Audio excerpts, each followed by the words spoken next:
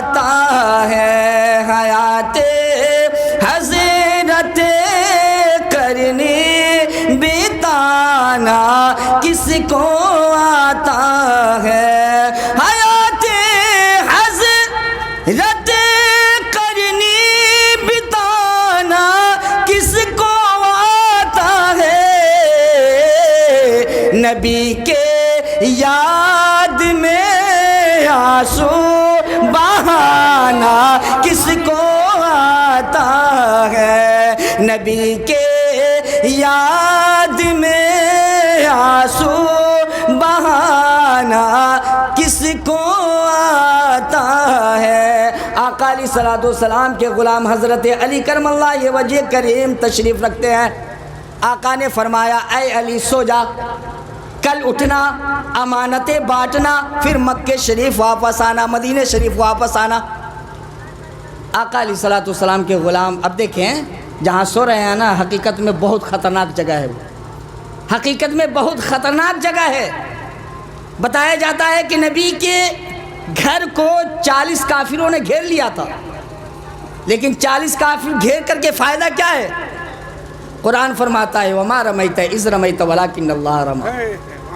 اے نبی نماز کے لیے جب باہر نکلے آپ نے نماز کی دامن تھمایا نا ارے نماز ایک ایسی شے ہے دنیا کے سب سے پاورفل عمل نماز ہے نماز کے بغیر نہ دعا کام کر سکتا ہے نہ تعویذ کام کر سکتا ہے نہ دنیا کا کوئی عمل کام کر سکتا ہے اعلیٰ حضرت عظیم البرکت مجدد دین و ملت علیہ رحمت اور رضوان فرماتے ہیں کہ کسی کے پاس نماز نہیں ہے تو یاد رکھنا کوئی بھی مستحبات عمل اس کے کام نہیں آئیں گے جب تک مکمل نماز نہ پڑھ سکے تو نماز آج مسلمان نماز سے کمزور ہو گئے آج مسجدیں چھینی جا رہی ہے مسلمانوں کو برباد کیا جا رہا ہے مسلمانوں کو گھیر گھیر کر کے مارا جا رہا ہے قسم خدا کی دنیا میں جب تک ایک نام لیوا نبی کا ہوگا اور نمازی ہوگا اس کی مسجدیں بھی آباد ہوگی اس کی دنیا بھی آباد ہوگی نعرہ تکبیر نعرہ تکبیر نعرہ رسالت نعرہ رسالت خواجہ کے ہندوستان خواجہ کے ہندوستان نعرہ تکبیر نعرہ رسالت پیارے آقا کے غلام بستر رسول پہ سوئے ہوئے ہیں لکھنے والے نے قلم اٹھا کر کے یوں لکھا کہ شب ہجرت علی سو کر اٹھے تو ہنس کے فرمایا اب بتائیے بستر موت پہ سو رہے ہیں اٹھ رہے ہیں تو ہنس رہے ہیں کیا بات ہے شب ہجرت علی سو کر اٹھے تو ہنس کے فرمایا شب ہجرت علی سو کر اٹھے تو ہنس کے فرمایا کیا کہ نبی جیسے سلاتے ہیں سلانا کس کو آتا ہے نبی جیسے سلاتے ہیں سلانا کس کو آتا ہے اور پورے اہل خاندان والے جتنے سید زاد لوگ ہیں اس دنیا میں سید کی نسل کہاں سے چلی ہے حضور علیہ الصلوۃ والسلام سے چلی ہے نا یہی ہے نا لیکن حقیقت یہ ہے کہ آپ صلی اللہ تعالیٰ علیہ وسلم کے لخت جگر 3 تھے ایک کا نام قاسم ایک کا نام عبداللہ ایک کا نام ابراہیم یاد رکھیں پوچھا جائے گا کہ حضور علیہ الصلوۃ والسلام کے بیٹے کتنے تھے تو بظاہر کتابوں میں اور تاریخ مختلف ہے لیکن مستند تاریخ یہی ہے کہ حضرت عبداللہ حضرت ابراہیم حضرت قاسم 3 بیٹے تھے جو اللہ نے بچپن ہی میں انہیں اٹھا لیا اس لیے کہ یہ وصول ہے کہ آدم علیہ السلام کے بیٹے شیش ہوئے تو نبوت کا درجہ دیا گیا اور اللہ نے ما کان محمد ابا احد من رجالکم ولکن رسول اللہ و خاتم النبیین کا مہر مار دیا تھا تو یہ تو ضروری تھا کہ یہ اگر نبی پہ مہر مرا گیا ختم نبوت کا تو ان کا بیٹا ہوتا تو نبی بنتا لیکن یہاں قول اللہ تعالیٰ اپنے قول سے کبھی مکرتا نہیں ہے وہ جو کہہ دیا وہی ہو کر کے رہے گا کسی عالم نے کہا تھا بنارس کے ایک چترویدی صاحب ہیں، جس اسٹیج پہ میں تھا بنارس میں، وہ لوگ کیا ہوتا ہے کہ اس وقت اسٹیج پہ جتنا جنازہ نکالنا ہے شریعت کا بول کر کے جنازہ نکال لیا جائے، نہ مسئلے بیان کیے جاتے ہیں بہتر سے، نہ کچھ باتیں کی جاتی ہیں۔ انہوں نے کہا کہ اللہ اتنا محتاج نہیں ہے، چاہے معاذ اللہ ایک راستہ اس نے کھولا تھا، اللہ چاہے تو ایک نبی کو اور پیدا کر سکتا ہے، معاذ اللہ معاذ اللہ صد معاذ اللہ۔ جب میری باری آئی تو میں کھڑا ہوا اسٹیج پہ، سب سے پہلے اس چترویدی صاحب کو بتایا کہ اللہ اپنے قول سے مکرتا نہیں ہے، اللہ کے اختیار ہے، جو چاہے کر سکتا ہے، لیکن یہ جملہ کہنا یہ راستہ کھولنا ہوا، اس لیے کہ یہ نظامی درہم برہم ہو جائیں گے، تمام تر ختم ہو جائیں گے، اس لیے کہ اللہ چاہے تو کچھ بھی کر سکتا ہے، لیکن اللہ اپنے قول سے مکر نہیں سکتا ہے، اللہ چاہ کر کے بھی اپنے قول سے پھر نہیں سکتا ہے، اس لیے کہ اللہ تعالیٰ کا قول ہے جو ایک مرتبہ کہہ دیتا ہے وہ اٹل ہوتا ہے، نہ دنیا میں کوئی مائی کا لال بدلنے کی طاقت رکھتا ہے، نہ قیامت تک اسے بدل سکتا ہے، کوئی نہیں بدل سکتا۔ تو اس نے حوالہ دیا کہ فلانا مولانا صاحب کا ہے۔ اب میرے بھائی کی بات بتا دی، میرے بھائی ان کے استاد تھے جس کا نام سید آفتاب عالم فیضی دامت البرکات عالیہ رحمۃ اللہ علیہ، جو ڈمرو مرسول کے پرنسپل، ان کا حوالہ دیا۔ میں نے فون کیا کہ حضور آپ نے ایسا بیان کیا ہے، کہا کہ کون بولا؟ کہا کہ فلاں چترویدی صاحب بولے کہ توبہ کراؤ۔ یہ بات ہوتی ہے، اس لیے مسئلے اچھے سے جانیں۔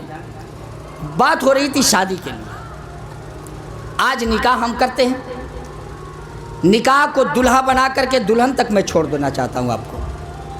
شادی میں سب سے پہلے ضروری کیا ہے؟ پیارے آقا فرماتے ہیں کہ نکاح میری پیاری سنت ہے، اور پیاری سنت پہ جس نے سنت کے مطابق دلہا سجایا، اپنے آپ کو سجا، بارات لے گئی، رخصتی کرا کر کے عورت کو اپنے گھر پہ لایا، تو یاد رکھے کہ اس کے گھر پہ آنے سے پہلے ہی اس کے اگلے اور پچھلے گناہوں کو معاف کر دیے جاتے ہیں۔ اس کے عورت کو قدم گھر میں آنے سے پہلے ہی جب قدم ڈالتی ہے تو اس کے قدم کی برکت سے اس کے رزق میں برکت عطا ہو جاتا ہے۔ تو کیسے چاہیے ہمیں شادی؟ آج شادی میں رت جگہ کیا جاتا ہے۔ پوری کتاب کو میں نے کھنگال لیا، لگ بھگ اپنے زندگی میں جو کتابیں پڑھی اس کے متعلق کھوجنے کی کوشش کی کہ رت جگہ ہے کیا، لیکن کہیں ملا نہیں رت جگہ کیا ہے۔ ایک جگہ ملا کہ رت جگہ کس کو بولتے ہیں۔ آج شادی اورنگزیب صاحب اپنی بہن کو کر رہے ہیں، تو مشورہ یہ ہے کہ شریعت مطہرہ پہ کریں، انشاءاللہ العزیز آپ کے گھر سے آپ کی بہن قدم نکالے گی، اس کی قدم کی برکت سے وہ بھی گھر آباد ہوگا، اس کے قبر بھی آباد ہوں گے، اور دنیا و آخرت سبھی آباد ہوگا۔ سبحان اللہ سبحان اللہ۔ پیارے آقا علیہ الصلوۃ والسلام کے دیوانوں، شادی ہمیں اس طریقے سے کرنی چاہیے کہ مکہ شریف کے سرزمین پہ جب میں نے رت جگہ کو چھانا تو دیکھا کہ رت جگہ وہاں بھی منایا جاتا تھا، لیکن اس کی شکل و صورت الگ تھی۔ تمام عورتیں جو اپنی بچی کو رخصت کرتی تھی اس کو جمع کر کے تمام نیک عورتوں کو جو پڑھی لکھی ہوتی، جو قرآن پڑھتی تھی، جو وظیفہ میں زندگی گزارا کرتی تھی، اس عورتوں کو بظاہر دعوت دیا جاتا، اس عورتوں کو بظاہر دعوت دی جاتی۔ دعوت دینے کے بعد رات کی جب 12 کی تاریکیوں بجتی، تاریخ آتے، تو اس رات میں کیا ہوتا کہ تمام لوگوں کو بتا دیا جاتا کہ کل میری بچی رخصت ہونے والی ہے۔ بتی کو گل کر دیا جاتا اور تمام لوگ ذکر و اذکار میں مشغول ہو جاتے اور ذکر کرتے، ذکر کرنے کے بعد سربا سجود ہو جاتے اور عرض کرتے بار الہ، آج کی رات تک میری بچی میرے گھر پہ مہمان ہے، کل جانے والی دوسرے کے گھر جانی ہے۔ اے بار الہ، میں نے اپنی زندگی میں جتنی سرمایہ کمایا ہے اپنے بچی کو کبھی تکلیف نہ دیا ہے۔ اے بار الہ، میری بچی جب میرے گھر سے رخصت ہو تو جس گھر میں جائے اس کے قدم سے اس گھر کو بھی تو آباد کر دینا۔ قسم خدا کی یہ رت جگہ تھا، اور اس طریقے سے جب رت جگہ کریں، نیک لوگوں کو بلائے، نہ ہلدی کا چلن تھا، نہ میسی کا چلن تھا، نہ مہندی کا چلن تھا، ارے چلن تو یہ تھا کہ رت جگہ میں جاگے تو قرآن پڑھ کر کے اپنے بچی اور بچیوں کے لیے دعا کر دیں تاکہ اللہ تبارک و تعالیٰ انہیں بھی دنیا میں کامیاب رکھے اور آخرت بھی ان کا کامیاب ہو جائے۔ اس لیے ہمیں چاہیے، رت جگہ کا عالم یہ ہے۔ اب دیکھیں مہندی لگانا کیا ہے۔ ایسے بھی مرد کو مہندی لگانا ناجائز و حرام بتایا جاتا ہے۔ جو امام اگر مہندی لگاتا ہے اس کے پیچھے نماز نہیں ہوگی جب تک چھوڑا نہ لے. سمجھ رہے ہیں نا؟ ایسے بھی گناہ کرتا ہے. چاہے امام صاحب پہ تھوڑے فتویٰ ہے، عوام پہ بھی فتویٰ وہی ہے، مہندی آپ نہیں لگا سکتے. خوبصورتی کے لیے ہوتا ہے، کچھ ماں بہنیں کہتی ہے کہ ایک ہاتھ میں مہندی لگا دو، کیا ہونے والا اس سے؟ ارے آپ کو معلوم ہے کہ شریعت کا فیصلہ ہے کہ مردوں کے لیے یہ زینت ہے، اور زینت مرد سمجھ کر کے یہ لگانا اس کے لیے حرام ہے، وہ نہیں لگا سکتا. مردوں کے کیا کرنی چاہیے؟ جب دلہا بنے تو پیارے آقا علیہ الصلوۃ والسلام کی حدیث مبارکہ ہے، اے مسلمانوں جب دلہا بنو تو سب سے پہلے ایک قول کو یاد رکھنا، تمہیں پہلے غسل کرنی ہوگی. سب سے پہلے غسل کرنی ہوگی. غسل میں 3 باتیں فرض ہے، 3 باتیں فرض ہیں. پہلا کلی کرنا، دوسرا ناک میں پانی چڑھانا، تیسرا سارے بدن پہ پانی بہانا. ایک دم مثال اوپر سے سمجھ لیں، میں بتا دینا چاہتا ہوں. جب اس طریقے سے آپ غسل کریں، پیارے آقا فرماتے ہیں جب غسل خانے میں جائیں تو پڑھیں اللہم انی اسألک الجنت واعوذ بک من النار. اے اللہ مجھے جنت کی خوشبو سنگھانا اور جہنم کی آگ سے مجھے محفوظ رکھنا. جب غسل خانے میں داخل ہوتا ہے تو غسل کر کے باہر نکلے. باہر نکلنے کے بعد اسے چاہیے، بند اگر دروازہ ہے تو ننگا بھی نہا سکتا ہے، اگر پردہ کر لے تو اور بہتر ہے. مرد کو ناف سے لے کر کے گھٹنوں تک چھپانا فرض ہے. کھیت میں ہو یا کھلیہان میں ہو یا مکان میں ہو یا دکان میں ہو. یہ نہیں کہ ہم مرغا کے دکان کھولے ہوئے تو چڈی پہن کر کے مرغا بیچ رہے ہیں، یہ حرام ہے. آپ اس کو طریقہ رکھیں. اسلام کیا ہے؟ اسلام پردہ ہے. اسلام میں جو پردے میں آ گیا یقین جانیے کہ وہ کامیاب ہو جاتا ہے. اس طریقے سے جب غسل کر لیں باہر نکلیں. جب باہر نکلنے کے بعد فرمایا جاتا ہے کہ جب باہر نکلیں تو پڑھیں بسم اللہ توکلت علی اللہ لا حول ولا قوت الا باللہ العلی العظیم. پڑھ کر کے آپ باہر آ جائیں. تولیے وغیرہ سے پوچھ لیں. پوچھنے کے بعد سب سے پہلا دلہے بننے کا طریقہ یہ آتا ہے کہ اسے تیل لگانا پڑتا ہے نا. بال وغیرہ کو صاف کر لیں، اس کے بعد تیل لگانا.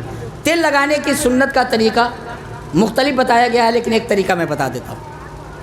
پہلا بائیں ہاتھ پہ تیل ڈالیں، اعوذ باللہ من الشیطان الرجیم پڑھیں، بسم اللہ الرحمن الرحیم. اس کے بعد 3 انگل سے پہلا یہاں لگائیں، پھر بورے یہاں لگائیں، پھر بورے یہاں لگائیں، پھر یہاں لگا کر کے بال میں مل کر کے پورا بال میں لگا لیں. اور بیچ سے مانگ نکالیں. جو ٹیڑھا مانگ نکالتا ہے نا یہ سنت نہیں ہے بابو. عورتوں کو ٹیڑھا مانگ نکالنا سنت ہے. یاد رکھ لیں آج بیچ میں عورتوں کو سیندور لگایا جاتا ہے، یہ ناجائز طریقہ ہے. یہ طریقے پہ نہیں لگایا جا سکتا. عورتوں کو کنارے مانگ پھاڑنا سنت ہے، مردوں کو بیچ میں مانگ پھاڑنا پیارے آقا کریم کی سنت ہے. سمجھ رہے ہیں نا؟ مسئلہ بتا رہا ہوں، یہ یاد رکھیں گے. اس لیے کہ ہم لوگ کا کام ہے اچھالنا نہیں. اچھالنا چاہیں گے تو الحمدللہ ایک حکایت پڑھ دیں گے تو آپ کودنے لگیں گے، لیکن کودانا مقصد نہیں ہے. اصل مقصد یہ ہے کہ ہماری عوام میں غلط فہمی دور ہو جائے. اس طریقے سے جب آپ بال میں تیل لگا لیے، ارے سر میں تیل لگا لیے، لگانے کے بعد اب کیا کرنا ہے کہ آپ کو سب سے پہلے سرمے کی ضرورت پڑتی ہے. پیارے آقا علیہ الصلوۃ والسلام ارشاد فرماتے ہیں اے مسلمانوں جب بھی کوئی سرما لگائے تو اس سے پہلے پڑھ لیا کرے اعوذ باللہ من الشیطان الرجیم بسم اللہ الرحمن الرحیم اللہم متعنی بالسمع والبصر.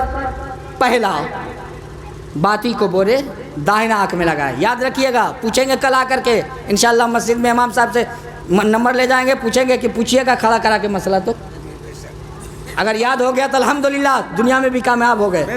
اس لیے کہ ایک سنت پیارے آقا فرماتے ہیں کہ میری محبت میں ڈوب کر کے کوئی انسان ایک سنتوں کو اپنی زندگی میں شامل کرتا ہے تو گویا کہ اسے 100 شہیدوں کا ثواب لکھا جاتا ہے.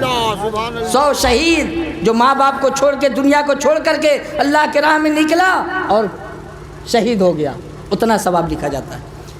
ایک مرتبہ بورے لگا لیں، پھر ایک مرتبہ بورے لگا لیں، 2 مرتبہ ہو گیا. اب یہاں رکھ دیں کنارے. اب تیسری مرتبہ بورے تو بائیں آنکھ میں لگائے، پھر بورے تو بائیں آنکھ میں لگائے، پھر بورے بائیں آنکھ میں لگائے. 2 مرتبہ اس میں لگایا، 3 مرتبہ اس میں لگایا. اور پیارے آقا فرماتے ہیں کہ آخری مرتبہ پھر دائیں ہی میں لگا لے. ڈاکٹر اسٹون کہتا ہے کہ پیارے آقا علیہ الصلوۃ والسلام نے اپنے ماننے والے چاہنے والوں کو اس طریقے سے مختلف سرما لگانے کے کیوں کہا؟ 3 بار اس میں بھی گھسیٹ دیتا، اس میں بھی گھسیٹ دیتا، لیکن مختلف کیوں کہا؟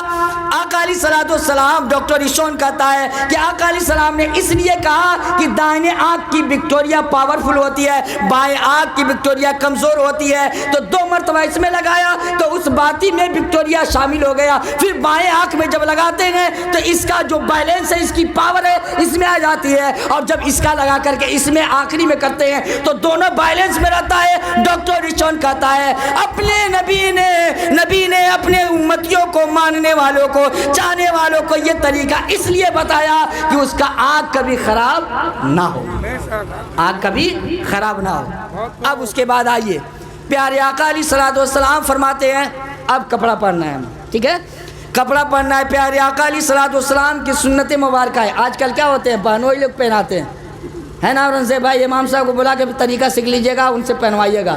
دلہا جب بنائیے گا کسی کو تب، اور دلہن بنائیے گا تو کسی نیک عورت کو بلا کر کے اسے سجوا دیجیے گا، الحمدللہ کامیابی کی دلیل ہو جائے گی۔ اب اس میں کیا کرنا ہے، پہنانے والے کو بھی بہنوئی صاحب لوگ کو کیا معلوم ہے مسئلہ کہ کیسے پہنایا جائے گا، چوپٹ لال ہیں خود ہے، وہ کیا کرتے ہیں کہ اب چاہیے ہمیں کہ جب پہنائے کرتا تو سب سے پہلے گنجی پہن لے، ٹھیک ہے، گنجی پہننے کے بعد انڈر ویئر وغیرہ پہن لے، یہ مسئلہ یہاں تک رکھتے ہیں۔ اس کے بعد پیارے آقا فرماتے ہیں کہ سب سے پہلے کرتا پہننا ہوگا۔ کیا پہننا ہوگا؟ کرتا پہننا ہوگا۔ کرتا جب پہنے تو پیارے آقا فرماتے ہیں کہ اس سے پہلے پڑھ لیا کریں الحمدللہ الذی کسانی ما واری بی عورتی واتجمل بی فی حیاتی، جب تک اس کے جسم میں کپڑا رہے گا اس کی مغفرت کی دعا کرتا رہے گا۔ پہلے کرتا پہن لے، دائنا ہاتھ ڈالے، پھر بایاں ہاتھ ڈالیں، پھر اس کے بعد سر کو پہن لے۔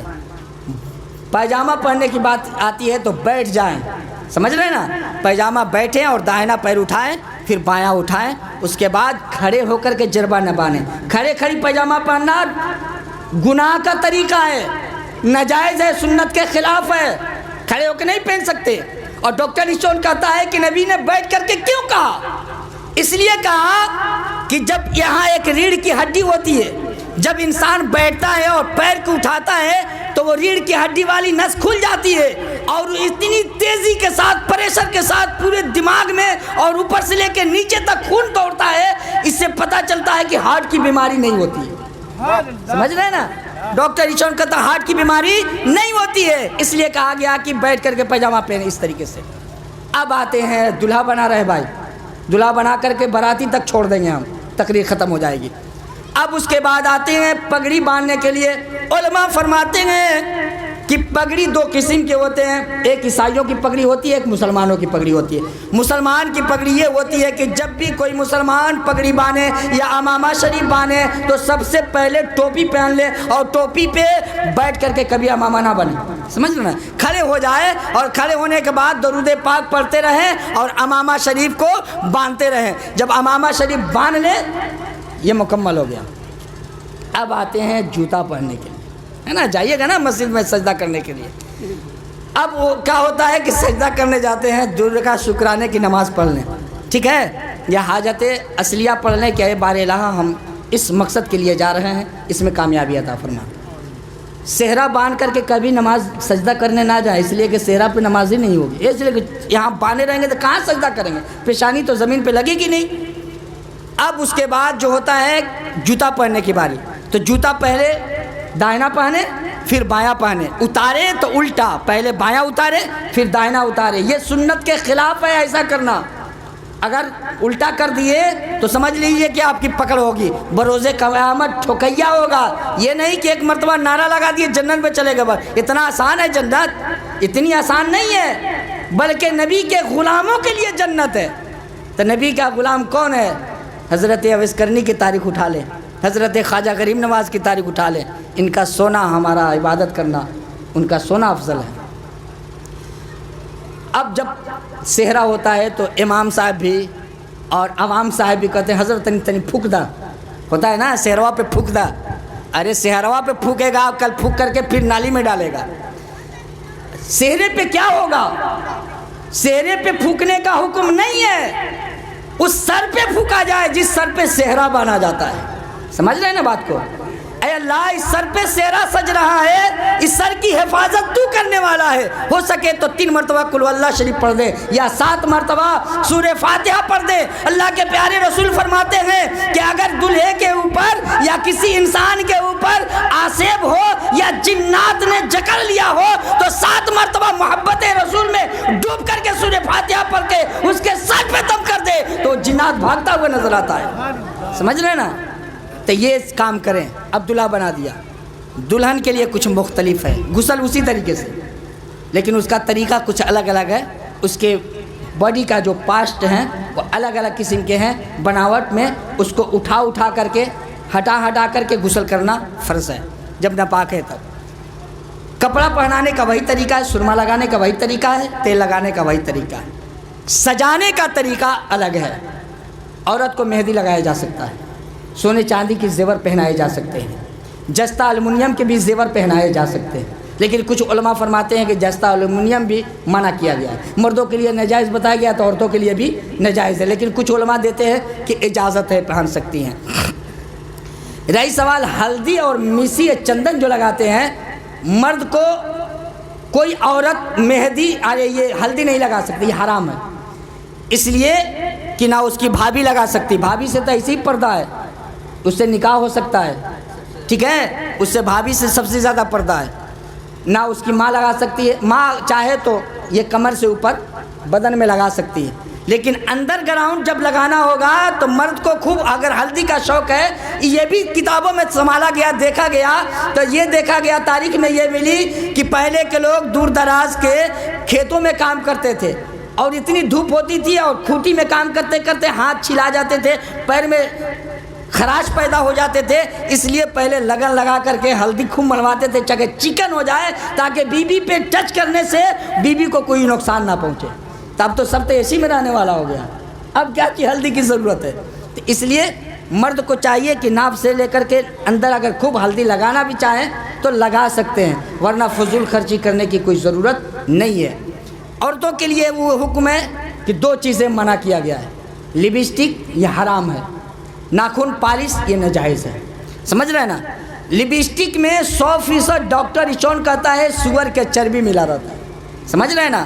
مسلمانوں کو برباد کرنے کے لیے یہ بیشیا والی چینل جو آج کبھی ساس بہو کا سیریل دیتا ہے، کبھی خالہ بہو کا سیریل دیتا ہے، یہ لپسٹک لگا کر کے سور کی چربی لگا کر کے اپنے ہونٹوں کو لال کیے رہتی ہے۔ ڈاکٹر ایچون کہتا ہے کہ سور کی چربی میں اتنی گرمی ہوتی ہے، اتنی چھمتا ہوتی ہے کہ ہونٹوں کو برداشت کر سکتا ہے، اور جانور کی چربی کو ہاتھ میں لیں گے 1 منٹ بند کر دیں گے تو پگھل جائے گا، لیکن خنزیر کی چربی کو ہاتھ میں لے کر کے بند بھی کیے رہیں گے 1 گھنٹہ تو پگھلے گا نہیں۔ اسی لیے ڈاکٹروں نے سوچا اور چین والوں نے سوچا کہ سور تو ہم کھاتے ہی ہیں، اب اس کا چربی کیا کرے، تو ایسا کرو کہ یہ لپسٹک میں استعمال کرو تاکہ مسلمان بھی برباد ہو جائے، اس کی قوم بھی برباد ہو جائے۔ اسی لیے مسلمانوں کو فتح کرنے کے لیے ہمیں چاہیے کہ آج ہم مسلمانوں کو کس طریقے سے برباد کریں، تو اس نے ایک کمپنی، لپسٹک کمپنی، عشق کمپنی بنایا، لپسٹک کا کمپنی بنایا اور اس میں سور کا چربی ملانا شروع کیا، اور وہ عورتیں جو سوشل میڈیا پہ دیکھتے ہیں کہ کسی کا کون ہیروئن ہے تو اتنا فالوور ہیں، یہ تو بتا دیا گیا کس کو یار لپسٹک لگانے سے اتنا لوگ فالو کرتے ہیں، یہ نہیں بتایا گیا کہ یہ بیسیا ہے، یہ اپنے جسم بیچ کر کے یہ فالوور بناتی ہے۔ تم اسلام کی شہزادی ہو، تمہارے لیے پردہ جائز ہے، اگر پردے میں رہی تو سمجھ لینا دنیا میں بھی کامیاب رہی اور آخرت میں بھی کامیاب رہو گی۔ آج ماؤں کا صدقہ تھا کہ حضرت سیدنا غوث پاک پیدا ہوئے۔ سیدنا غوث پاک کی کرامت یہ ہے کہ پیدا ہونے سے پہلے ہی 80 کراماتیں ظاہر ہو گئی تھی، 80 کراماتیں، اور خواجہ غریب نواز کو آدھا غوث کہا جاتا ہے، 40 کراماتیں پہلے ظاہر ہو چکی تھی پیدا ہونے سے پہلے۔ یہ حسن حسین سید ہیں، سمجھ رہے ہیں نا؟ یہ جس مجلس میں جاتے تھے نا، ایک مرتبہ کا واقعہ ہے کہ پیارے آقا علیہ الصلوۃ والسلام کے روضہ اطہر کی دیدار کرنے کے لیے جانا چاہ رہے تھے۔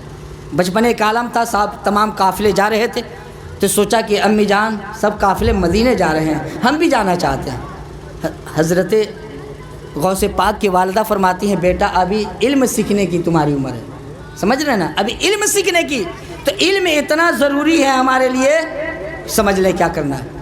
تو یاد رکھیں جو عورتیں لپسٹک اور ناخن پالش لگاتی ہیں وہ شادی کرنے کے بعد جب اپنے شوہر سے ملتی ہیں تو ناپاک ہو جاتی ہیں، ٹھیک ہے؟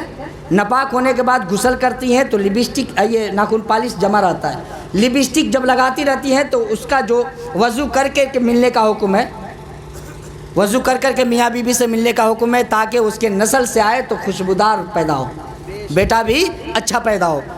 تو اب کیا ہوگا کہ سور کی چربی تو پہلے ہونٹ لگائے گا ہی، تو سور کی چربی اس کے منہ میں جائیں گے، اس کے خون کی حرارت ٹمپریچر ہائی ہوگا، اور ہائی ہونے کے بعد جب ہوگا اس کے جسم سے شہوت غالب ہوں گے، وہی خون کی شہوت اس کے اندر جائے گی، اسی مادہ سے جب وہ بنے گا، ہے نا، اس قال ربک للملائکۃ انی جاعل فی الارض خلیفہ، جب اسی مادہ سے بنے گا چھوٹا چھوٹا، جب ٹکڑے سے گوشت بن جائے گا، ہڈی تیار ہو جائے گا، جسم و جان ہوں گے، تو وہی جب باہر نکلے گا تو خرافات مچائے گا، کبھی شرابی بنتا ہوا نظر آئے گا، کبھی جواری بنتا ہوا نظر آئے گا، کبھی بدماش بنتا ہوا نظر آئے گا۔ اگر یہ طریقے پہ عمل کر لیں، عورتوں کو کہیں ناخن پالش نہ لگائیں، ہونٹ لالی نہ لگائیں، ہاں کریم وہ لگائیں جو جائز والا ہے، جائز طریقہ۔ اور جو سینور لگاتے ہیں نا، سینور بھی لگانا حرام ہے، ایک بات یاد رکھ لیں۔ سینور کیا ہے؟ یہ گائے بھینس کا چربی کا خون کا سینور بنایا جاتا ہے۔ میں کمپنی میں سافٹ ویئر انجینئر ہوں پیشے سے، پوکلین، JCB، ہیڈرا، میٹ مشین، کران کا آپریٹر ہوں میں۔ 40,000 روپیہ مہینہ میں کما رہا تھا، الحمدللہ اللہ نے وہاں سے ہٹا کر کے مجھے اس لائن میں لگا دیا، سمجھ رہے نا؟ تو یہ سب دیکھا گیا ہے، مسلمانوں کو برباد کرنے کے لیے بہت ساری سازشیں رچی جا رہی ہے، اس لیے اس سے آپ نہ کریں۔ عورتوں کو ایک بات کو یاد رکھیں، لپسٹک اور ناخن پالش وغیرہ نہ لگائیں، اس کے بعد اچھی کمپنی کا لگا لے، ہو سکے اگر خوبصورت بننا چاہتے ہیں تو 7 روز تک ملتانی مٹی اور بلائتی مٹی کو مکس کر لے اور اس کو برادہ بنا لے، بنانے کے بعد پانی میں یا دودھ میں ڈال کر کے رکھ دے اور 7 دن تک لیپ کر لے، قسم خدا کی وہ کریم سے زیادہ گوری نظر آئے گی وہ عورت، سمجھ رہے ہیں نا؟ تو یہ طریقہ بھی ہم لوگ بتانے جانتے ہیں اور بچانا بھی چاہتے ہیں۔ پیارے آقا علیہ الصلوۃ والسلام کے حدیث مبارکہ ہے، میں نے جس آیت کریمہ کی تلاوت کی ہے، آقا علیہ السلام سے پوچھا جاتا ہے، اے آقا آپ یہ بتا دیں کتنی دور تک یہ آواز سنتے ہیں؟ تو پیارے آقا علیہ الصلوۃ والسلام سے دنیا والے لوگ کہنے لگے، ظالم لوگ کہنے لگے کہ آقا کو کچھ دکھائی نہیں دیتا، کچھ سنائی نہیں دیتا۔ آقا علیہ الصلوۃ والسلام فرماتے ہیں، حضرت عزیر آتے ہیں اور عرض کرتے ہیں، یا رسول اللہ دنیا والے یہ کہہ رہے ہیں کہ آقا کو کچھ سنائی نہیں دیتا، جو ہم لوگ باتیں کرتے ہیں وہ سمجھ نہیں پاتے ہیں، نہ سن سکتے ہیں نہ دیکھ سکتے ہیں، آپ یہ بتا دیں کہ کتنی دور تک کی آواز کو سنا کرتے ہیں؟ آقا علیہ السلام فرماتے ہیں، صحابی کیا تمہیں یقین نہیں؟ کہا یا رسول اللہ میرے ماں باپ آپ پہ قربان ہو، میں تو جانتا ہی ہوں کہ آپ اتنے دور تک کی آواز سنتے ہیں جہاں تک کوئی نہیں سن سکتا، یا رسول اللہ یہ مسئلے کو حل کر دے۔ تو آقا نے فرمایا، نون والقلم وما یسطرون، اے صحابی مجھ سے پوچھتے ہو میں کتنی دور تک کی آواز سنتا ہوں؟ تو آؤ، اللہ کی قلم جب لوہے محفوظ پہ چلتی تھی میں اس کے آہٹ کو بھی سنا کرتا تھا۔ اس لیے اعلیٰ حضرت فرماتے ہیں، دور و نزدیک کے سننے والے وہ کان لالے کرامات پہ لاکھوں سلام، ڈال دی قلب میں عظمت سیدی اعلیٰ حضرت پہ لاکھوں سلام۔ اور پیارے آقا علیہ الصلوۃ والسلام کا معجزہ کس سے چھپا ہے؟ کسی سے نہیں۔ اس طریقے سے آپ، ہاں رہی سوال کی، آج دیکھیے شادی بیاہ میں ہم لوگ ماڈرنائز ہو گئے، یہ کرسی پہ کھانا ناجائز ہے، ایک بات یاد رہے، موجوسیوں کا طریقہ ہے۔ آج اس سب پہ بات کیوں نہیں ہوتی ہے؟ نکاح پڑھاتے ہیں امام صاحب، ان پہ بات کیوں نہیں ہوتی ہے؟ جہیز کے لیے مانگا جاتا ہے، لیکن آپ یاد رکھیں میں فتویٰ دے رہا ہوں اور فتویٰ میرے پاس موجود بھی ہے، کوئی لینا چاہے گا تو لے لے۔ امام کے لیے بھی معاوضہ مقرر کرنا جائز ہے، سمجھ رہے ہیں نا بات کو؟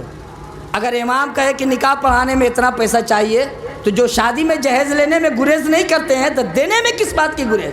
نکاح پڑھانے والا بھی قاضی کہے کہ ہم کو 5,000 روپیہ چاہے تب ہم نکاح پڑھائیں گے یا 10,000 لیں گے، تب پتہ چلے گا کہ یہ لوگ کس سے نکاح پڑھواتے ہیں۔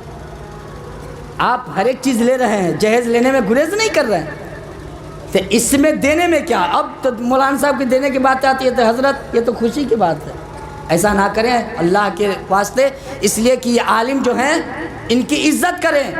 انما یخشی اللہ من عبادہ العلماء، یہ علماء وہ ہیں جو اللہ سے سب سے زیادہ خوف کھاتے ہیں، اور عالم کبھی جہنم میں نہیں جلے گا، یاد رکھیں۔ لیکن کون عالم؟ خواجہ غریب نواز جیسے، ہم معصوم جیسے نہیں، ہم معصوم جیسے تو ٹھوکیا بھی ایسے ہوگی کہ پھر سب چڑھائی بھلا جائے گا۔ آگے شاعر اسلام لکھتے ہیں اسلام کو کس طریقے سے بچایا، اس کے بعد تقریر ختم۔ کہ حیات حضرت کرنے بتانا کس کو آتا ہے، سوائے خاندان مصطفیٰ تاریخ عالم میں۔ آج ہم اپنے بچے کو نماز نہیں پڑھا سکتے یار، وہ کیسی ماں تھی جو کربلا میں چھوڑ دی اکیلے، بیٹا چلے جاؤ، نبی کے دین پہ آنچ نہیں آنے دینا۔ انہی کا دین ہے کہ آج ہم چین و سکون سے دنیا میں زندگی گزار رہے ہیں۔ کہ سوائے خاندان مصطفیٰ تاریخ عالم میں، سوائے خاندان مصطفیٰ تاریخ عالم میں، خدا کے راہ میں سب کچھ لوٹانا کس کو آتا ہے، خدا کے راہ میں سب کچھ لوٹانا کس کو آتا ہے۔ عائشہ صدیقہ رضی اللہ تعالی عنہا آپ صلی اللہ علیہ وسلم کی جوزہ محترمہ ہیں، ام المؤمنین ہیں، یہ تمام مومنوں کی ماں ہیں۔ اب دیکھیں خوبصورتی کا عالم پوچھا جاتا ہے، یہ بتائے کہ 14ویں کے چاند خوبصورت ہے کہ آقا خوبصورت ہے؟ تو 14ویں کے چاند کو حضرت عائشہ نے دیکھا، ادھر بھی دیکھا ادھر بھی دیکھا، لیکن بول پڑی کیا کہ نبی کے مسکراہٹ دیکھ کر عائشہ کہتی تھی، نبی کے مسکراہٹ دیکھ کر عائشہ کہتی تھی، میرے سر تاج جیسا مسکرانا کس کو آتا ہے، میرے سر تاج جیسا مسکرانا کس کو آتا ہے۔ اور خواجہ بابا کے ماننے والے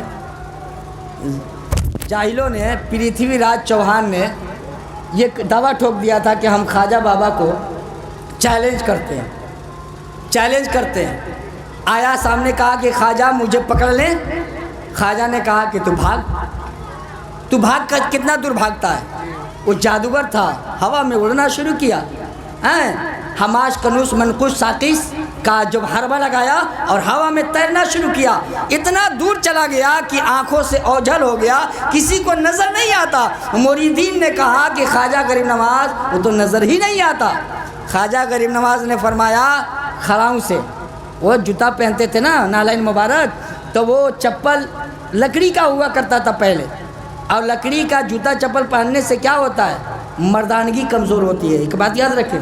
اس لیے خواجہ غریب نواز کو خواجگیت کا نعرہ دیا گیا، مردانگی اگر جوتا چپل پہن لے 2-4 سال کمزور ہو جائے گی، قوت باہ کمزور ہو جائے گی۔ تو وہ خلاؤں کو حکم دیکھ تو کہاں گیا، اب جاتا ہے خلاؤں اڑ کر کے اور اس کے بعد سے پیٹتے ہوئے زمین پہ لا کر کے گراتا ہے۔ دیکھنے والے نے، پادریوں نے دیکھا، کہا کری یار طاقت اتنی ہے خواجہ غریب نواز کی۔ تو آگے لکھنے والوں نے کیا لکھا کہ نبی سے ہمیں سری چل ہٹ مگر اتنا بتاتا جا۔ نبی کے کہا کہ نبی سے ہم سری کرتا ہے، نبی کی طرح کرتا ہے، تو نبی کی طرح نہ دنیا میں کوئی ہے، نہ تھا، نہ قیامت تک ہوگا۔ ارے نبی تو ایسے بے مثال ہیں کہ اللہ نے انہیں اتنا بے مثال بنایا ہے جس کا کوئی دنیا میں مثال نہیں ہے۔ تو کہا کہ نبی سے ہمیں سری چل ہٹ مگر اتنا بتاتا جا، نبی سے ہمیں سری چل ہٹ مگر اتنا بتاتا جا، کٹھورے میرا نا ساگر بلانا کس کو آتا ہے، کٹورے میرا نا ساگر بلانا کس کو آتا ہے۔ جب یہ کرامت، یہ معجزہ، یہ کرامتیں دیکھا تو جوگی جپال کا اٹھا، اے خواجہ غریب نواز، تیری لکڑی کی جوتیوں کا عالم یہ ہے تو تمہارے اندر طاقت کیا ہوگا، اور تیرے اندر طاقت یہ گئے تو تمہارے نبی کے اندر طاقت کیا ہوگی۔ مجھے بھی کلمہ پڑھا لے، پڑھا بلند آواز سے لا الہ الا اللہ محمد رسول اللہ، اور وہاں کے لوگ صاحب ایمان ہو گئے۔ خواجہ غریب نواز نے 90 لاکھ لوگوں کو کلمہ پڑھا کر کے مسلمان کیا۔ اس لیے آج ہمیں جو باتیں کی گئی ہے تاریخ میں یاد رکھیں گے، جب بھی شادی بیاہ کریں تو ایسا بھی مرد مجاہد ہونا چاہیے کہ کہے کہ ہمیں فرش پہ بچھا دو، بہتر سے گدا لگا دو، ہم اسی پہ کھانا کھائیں گے۔ اس طریقے سے کھانا کھانا سنت کریمہ ہے، سمجھ رہے ہیں نا۔ کرسیوں پہ بیٹھ کر کے کھانا عیسائیوں اور موجوسیوں کا طریقہ ہے، اور نبی فرماتے ہیں کہ اس کے جسم میں راحت نہیں ہوگی۔ کھانا کھانے کے بعد جوتا وغیرہ پہن کر کے کوئی کھانا کھاتا ہے تو اس کو راحت نہیں پہنچتی، سمجھ رہے ہیں نا بات کو۔ اس لیے یہ طریقہ اپنا لے، اور بب سفٹن جو دیکھ رہے ہیں نا یہ طریقہ نہ اپنائیں۔ اس لیے ہمارے لیے جو ضروری باتیں ہیں وہ اسلام کی دامن کو ہم بجھنے نہ دیں گے۔ قرآن فرماتا ہے وَلَا تَهِنُوا وَلَا تَحْزَنُوا وَأَنْتُمُ الْأَعْلَوْنَ إِن كُنتُم مُؤْمِنِينَ۔ اے ایمان والو، کامیابی تمہارے لیے ہے، کامرانی تمہارے لیے ہے، شرط یہ ہے کہ مومن کامل بن جاؤ، مکمل ایمان والا بن جاؤ۔ انشاءاللہ العزیز ہم دنیا میں بھی کامیاب رہیں گے اور آخرت میں بھی کامیاب رہیں گے۔ وآخر دعوانا ان الحمدللہ رب العالمین، استغفر اللہ ربی من کل ذنب وتوب